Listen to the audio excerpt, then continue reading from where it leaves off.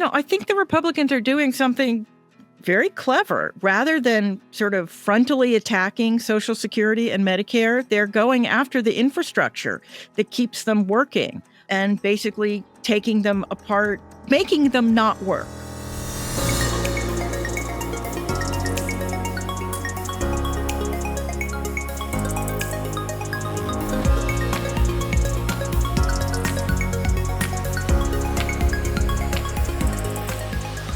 Hello, one and all, and welcome back to a new episode of The Rural Impact. We are the podcast that works hard to connect the dots between policy and rural everything. For those of you I have not met yet, my name is Michelle Rathman. Thank you for joining us, and to our return listeners and subscribers, I remain forever grateful that you have carved out some time to listen to this conversation. By the way, it's a conversation I've been really eager to have for quite some time. This is a guest who I really believe, and I think after you listen to what they have to say, is the smartest person working on the health policy beat. Her name is Julie Rovner. She is the chief Washington correspondent for KFF Health News, and I never, ever miss her weekly podcast, What the Health, and I encourage you to start listening. You will be better off for it, trust me, because there's a lot of information around federal health policy, as we know, going on. And full disclosure, I want to let you know that I had this interview scheduled with Julie while I was in Washington, D.C. this past February for the National Rural Health Association Policy Conference. Unfortunately, with some technical difficulties on my part, we were not able to have the conversation. But to be honest with you, I'm actually glad we didn't, that we had to postpone it, because a lot has happened between February and the time that we're recording this, mid-April. And I wish I could say that the things that were happening were good, but I'm going to say with anger seething underneath my breath, there is a lot of really not so good things happening right now. And I'm going to go out on a limb and kind of categorize things at the brink of calamity. Again, when you hear from Julie, you'll understand why. But, the axes are falling everywhere we turn. Every morning we wake up, we hear something new about new layoffs and what have you. So I'm sure by the time you hear this, more will have happened. We record just about a week in advance. But just to tee up a few things in case you are not following, I just want to give you a few pieces of information, some data points that you can take into this conversation with you, kind of set the tone for the conversation that we had. So as of April 3rd, this is just a few weeks ago, the Trump administration has taken actions to eliminate about 31% of the HHS workforce. That is a significant number. So laying off tens of thousands of employees, which is, of course, being challenged in courts. Who knows where this will end, or if there will be jobs remaining for those who have been let go. And we're talking about, not IT people. We're talking about scientists, researchers, and so many key personnel. I do have firsthand knowledge of this. So the other thing I want to mention to you is that another thing happening is that entire departments are being eliminated under the guise of consolidation. And if you've done any work within the Department of Health and Human Services, you recognize that there are so many different layers. It would be impossible for one department to just be folded into a next while getting rid of all that staff. We are waiting to see and feel the fallout from that happening. And if that weren't enough, and certainly it is not the last of it, we also know that critically important programs related to research and clinical trials have also been postponed or canceled. And this is putting people's lives at risk. I think that's important to note. And then, of course, we also know that, kind of mind-blowing, if you think about it, there are several reports of immunization programs halting completely their work, forced to lay off staff as a result. And this is severe and unexpected cuts, mind you. This was not something that had been thoughtfully planned out. And so as a result of that, I'll just give you an example. I read that in Texas, the Dallas County Health and Human Services Director, Philip Hung, he wrote to the Dallas County Commissioners on April 1st. Again, we're still in the month of April when you're hearing this, that the layoffs of 11 full-time and 10 part-time staff was a direct result of the funding cuts, and to make it worse still, that the health department had to cancel 50, that's 50, upcoming immunization clinics. Who knows by now, the number could be more. And that includes those clinics that were designed to target and combat you guessed it, measles outbreak in Texas. And as of recording date, April 15th, they were looking at 561 cases. So I don't anticipate that number shrinking based on the cuts and the cancellations, but we shall see. I hope that is not the case, although we do also know that hope is not a strategy. Lastly, I'll just tell you, just in terms of some numbers to wrap your brain around it, the Immunization and Vaccines for Children's grant, those who have lost money, for example, the state of Florida, $226 million, poof, gone. California, $176 million, New York, $80 million. And lastly, Texas sitting at $117 million. I think it's important for everyone to recognize what this will do to rural public health. Public health departments in rural communities are already quite understaffed, and they have a great deal of passion, yet lack capacity, and capacity requires funding and staffing. So again, connect those dots to policy and how they are connected to our collective quality of life. All right, as I said from the top, I'm eagerly waiting to have you hear from Julie Rovner. This conversation was really impactful to me. But first, I do want to invite you to stay tuned really quick for a message from our partners at the American Heart Association. In particular, if you are working at a critical access hospital and you have high incidence of cardiovascular disease, stroke, and high blood pressure, which so many rural communities do, this is especially important to you. So before we move on, let me just say again, thank you for joining us. I invite you to put yourself in that podcast frame of mind and listen to an important message from the American Heart Association. And following that, my conversation with Julie Rovner. I am so ready. I hope you are too. So let's go.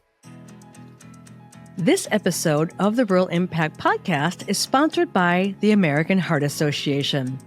The American Heart Association believes that everyone, no matter where they live, deserves access to high-quality care. That's why they created the Rural Healthcare Outcomes Accelerator, a program designed to help rural hospitals improve cardiovascular care and patient outcomes. The Rural Accelerator provides no-cost access to quality improvement programs, data-driven insights, learning collaboratives, recognition opportunities, and expert-guided education to support 1,000 rural hospitals across the country in delivering evidence-based care. Now, there's still room, so rural hospitals play a critical role in their communities. Enroll today and join the movement to improve rural heart health. To do that, just visit www.heart.org/Rural Accelerator. Again, that's heart.org/Rural Accelerator, and you can learn more. Now, let's rejoin our dot connecting conversation. I am beaming today because Julie Rovner, it is great to have you here on the Rural Impact for a redo. I'm so grateful you're here. Welcome. Thank you for having me. All right, listeners, listen, if you are following me on social, you know that I never, ever, ever miss an opportunity to share Julie's weekly dose of What the Health podcast. And if you're not a subscriber, as a personal note, I'll take some liberty here. I urge you to get on board because it is an excellent way to stay informed. And you've heard me talk a lot about health policy on this podcast, but today we're going to go to the next level. Julie is probably, as you heard me say in the introduction, one of the smartest person I've ever listened to on health policy. So, Julie, I went back and I watched a clip. You know, you've been at this a really long time, seasoned, as we say. And I think back to a clip that I saw in 2023. Remember how many decades ago that was? And it was then Speaker Kevin McCarthy talking about the Republicans' plan, their commitment, in quote, to America, where they said that they will always protect the very programs that we're watching on the chopping block. So you said in your response that the Republicans didn't want to be seen as doing anything to harm these programs. What's changed? You know, I think the Republicans are doing something very clever. Rather than sort of frontally attacking Social Security and Medicare, they're going after the infrastructure that keeps them working and basically taking them apart making them not work. Not a little bit less Medicare so far, very much Social Security. Medicaid, we can talk about that's a separate issue. But I'm sort of fascinated by the idea that, well, we're not going to cut Social Security, but we're going to close all of the regional offices so people will have to travel hundreds of miles. We're going to cut off phone access, and we're going to make it more difficult for people to get through online. So if you have a problem, we haven't cut your benefits. We've just made it impossible for you to get them. Yeah, it is a ridiculous, a transparent shell game, for me. And I listened this morning again in preparation for this. I did re-listen to an interview you did on trade-offs, which, I concur, and you hear in your voice a level of concern that I have not heard before. But you said, and I quote, they're taking a sledgehammer to this agency, HHS we're talking about, and I think it's on purpose. And you go on to say, I think it's going to be extremely difficult to put it back together again. For those who are not paying attention, could you just give kind of a lay of the land of the kind of massive cuts we're talking about here? We're talking about sort of three different kinds of cuts. One is cuts to the actual infrastructure of HHS itself, the 80,000 or formerly 80,000 people who work for HHS. And for people who, don't think about it the way I do, HHS includes all of the agencies that that deal with health, the Food and Drug Administration, the Centers for Disease Control and Prevention, the National Institutes of Health, the Center for Medicare and Medicaid Services. There's on the human services side, it covers things like Meals on Wheels and Head Start. And actually, that's HHS is who cares for refugee children at the border. HHS has this enormous portfolio. Interestingly, Social Security is no longer in HHS. It was split out into its own independent agency in the 1990s. But almost everything else that has health or human services comes through HHS. So one thing that they are doing is reducing the staff at HHS basically by 25%. And that includes, they say they're just consolidating redundancies. We're not going to have 100 communications offices. We're going to have one, except that those communications offices do very different things. The communications people at NIH and the communications people at FDA do not have the same job. Some of them are talking to stakeholders. Some of them are talking to the public. Some of them are talking to reporters. It varies what it is that they are all doing.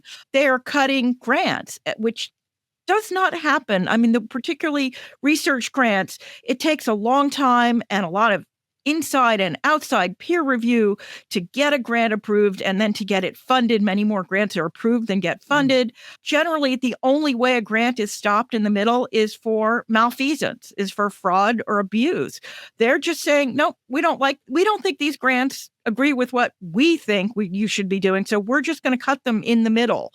Yeah. And Julia, what has really struck me is the kind of then the labeling of all of this work being illegal. So under an executive order, that these grant dollars already allocated by Congress, already out the door, people literally, and I've seen it, people hear me talk, I've seen it literally disappear from can't do their drawdowns on grant money that they've already received.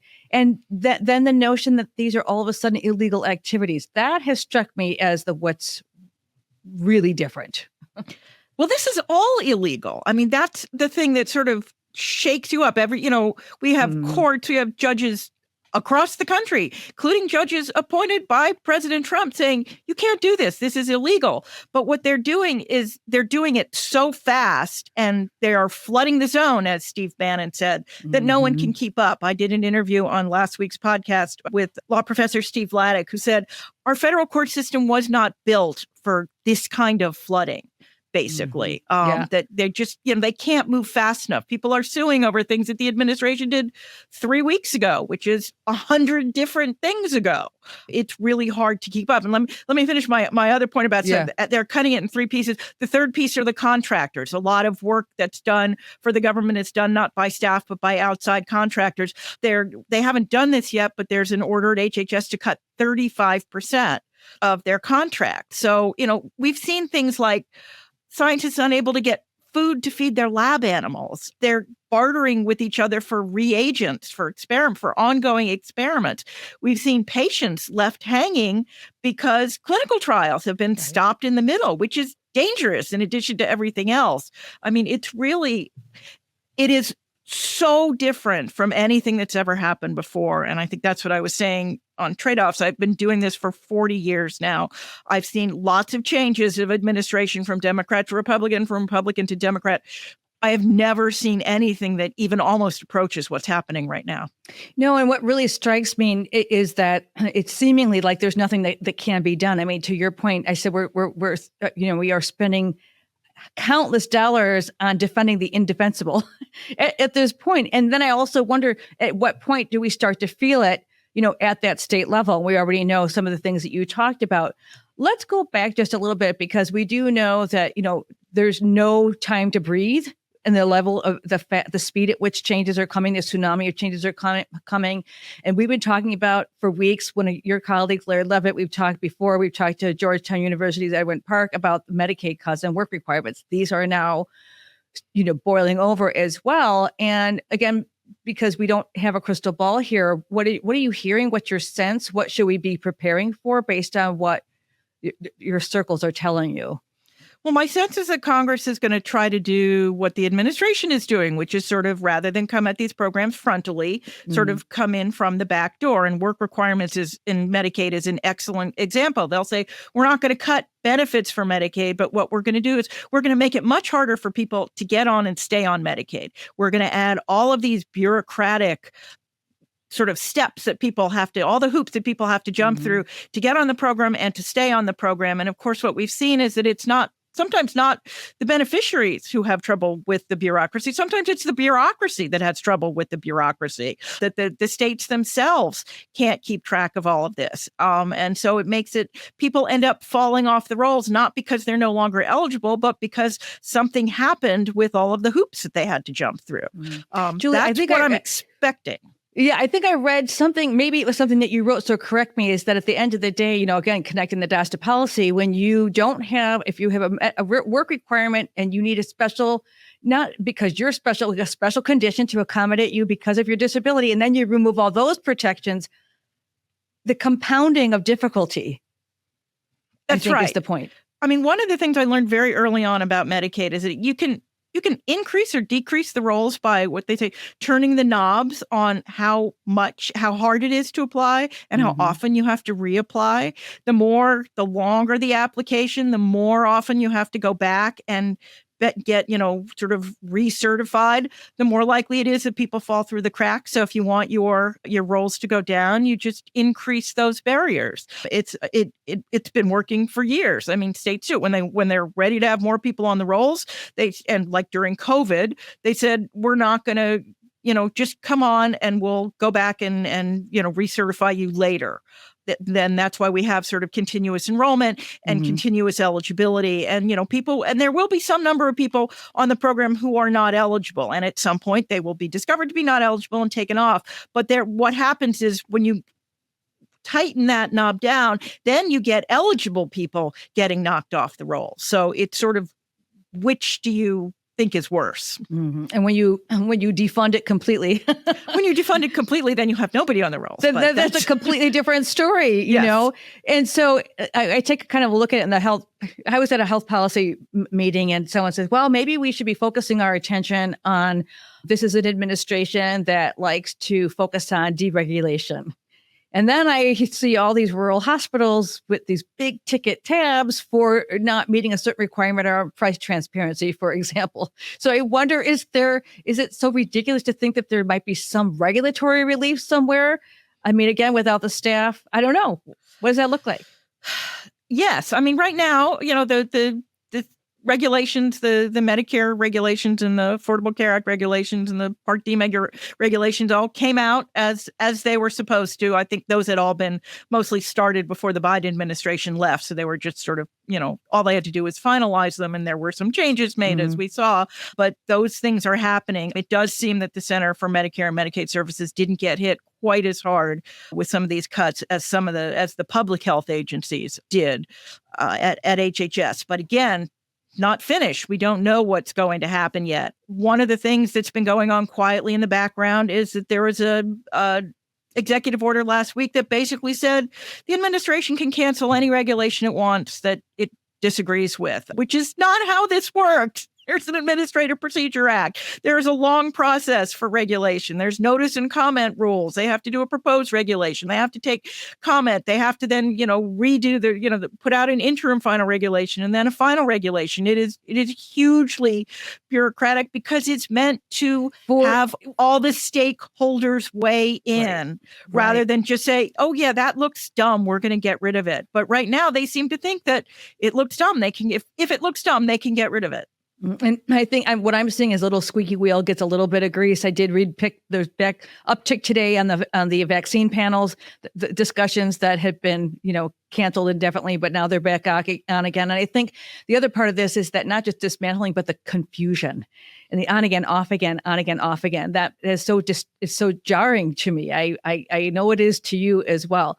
Let's go somewhere kind of closer to home. And, in the places I work in rural places, I mean, so much happens so locally and county and city and so forth. But at the state level, we are looking at some significant impacts because of federal policy shifts.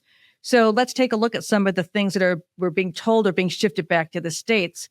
I was concerned to read about the federal government getting involved with fluoride in water and making suggestions that states should ban it. So what are you reading? What are you seeing? What do you know what we should be bracing ourselves for? Then be back to the states, uncertain where that's going to go.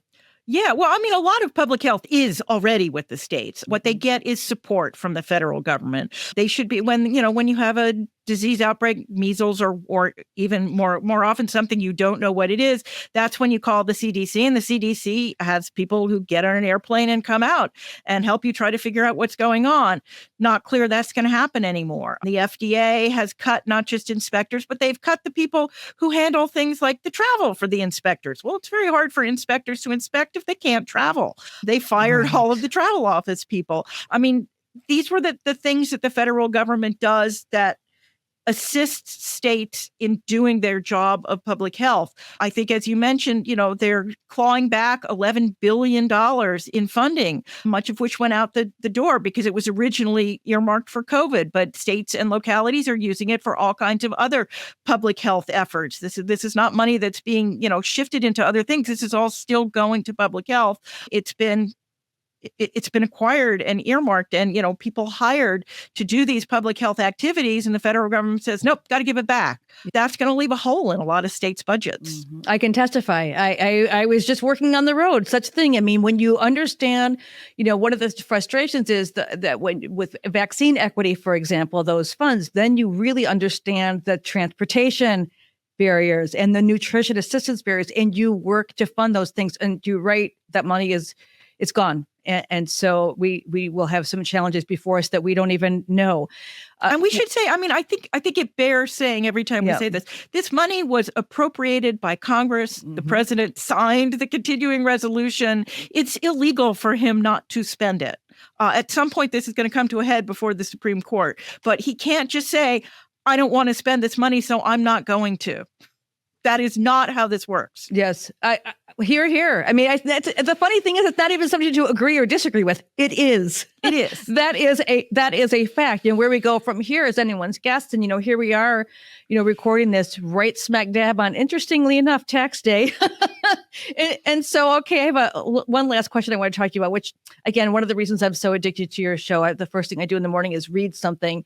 I love that when you ask your panel of brilliant journalists what they are reading, what we should be watching for, how in the world do you have time to read all the millions of things you do, but what are you reading? And anything that you can give our rural impact listeners to understand, like the Federal Office of Rural Health Policy is very much tied to hospitals being able to do their opioid treatment programs and things of that nature. So maybe a few pearls of wisdom on what we should be watching for.